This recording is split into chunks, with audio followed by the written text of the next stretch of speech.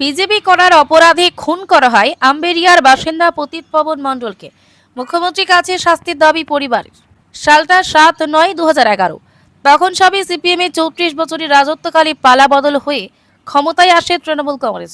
সেই সময় বিজেপি করার অপরাধে উত্তর 24 পরগনার হিঙ্গলগঞ্জের 1 নম্বর আম্বেরিয়া বিজেপি কর্মী পতিত পবন মণ্ডলকে পিটিয়ে খুন করেন তৃণমূল আশ্রিত দুষ্কৃতীরা।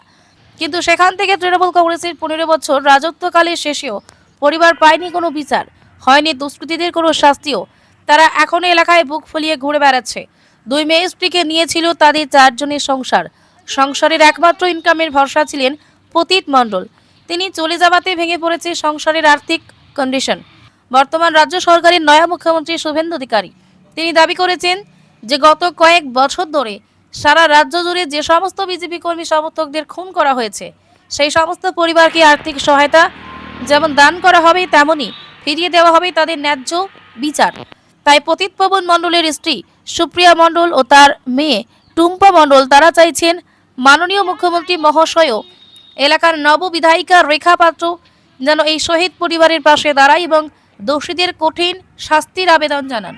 আমার স্বামী বিজেপি করার অপরাধে টিএমসির গন্ডা বাহিনা পিটিয়ে মেরেছিল। সেখান থেকে আমি কোনো সুযোগ সুবিধা পাইনি, বিচার আমি পাইনি। তারা কি ঘুরে বেড়াচ্ছে? তারা ঘুরে বেড়াচ্ছে, বুক ফুলিয়েই ঘুরে বেড়াচ্ছে। এবং আমার দল বিজেপি সরকার এসেছে। আমি মুখ্যমন্ত্রী শুভেন্দু অধিকারী ওনার কাছে আমি জানাচ্ছি বিচার চাই। এর জন্য বিজেপি করতো সেই অপরাধে মেরেছে। কি চাইছো? আমি চাইছি ওদের জন্য শাস্তি হয়, ওদের যেন কঠিনতম শাস্তি হয়। কার কাছে চাইছো? মানে মুখ্যমন্ত্রী শুভেন্দু অধিকারীর কাছে। দেখুন, অবশ্যই আমাদের দেশের আমাদের এই রাজ্যের মুখ্যমন্ত্রী শুভেন্দু অধিকারী মহাশয় যখন পাশে আছেন আমরা তো অটোমেটিক্যালি তাদের পাশে আছি, কেননা এই শহীদ পরিবারের পাশে আমাদের থাকার দরকার। এই মহাবীর জয়নাল এবং শহীদুল্লাহ গাজী সহ এবং আরও ওই যে পিন্টু মোল্লা টোলা কে আছে আমি জানি না, কিন্তু আমি শুনেছি যে অনেক লোকই আছে যে পিটিএ মারলো। এরকমভাবে এত অত্যাচার করে একটা মানুষকে মেরে দিল, এর শাস্তি পাবে এবং এরা যাতে শাস্তি পায় তার জন্য আমরা আইনি স্টেপ নেব।